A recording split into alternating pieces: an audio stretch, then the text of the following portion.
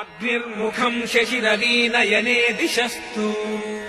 श्रोत्रे वचांसि निगमाश्वसनः समीरः विश्वम् हृदम् ह्रियुगलम् पृथिवी च यस्य श्रीकाళहस्त्यधिपतिम् शरणम् प्रपद्ये वेदा भजन्ति किल विश्वसितम् यदीयम् सुप्तिम् समस्तजगताम् प्रलयम् यधीयाम् ज्ञानप्रसूनक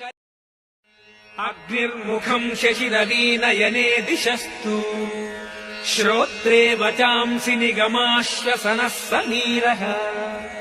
विश्वम् हृदम् ह्रियुगलम् पृथिवी च यस्य श्रीकाళहस्त्यधिपतिम् शरणम् प्रपद्ये वेदा भजन्ति किल विश्वसितम् यदीयम् सुप्तिम् समस्तजगताम् प्रलयम् यधीयाम्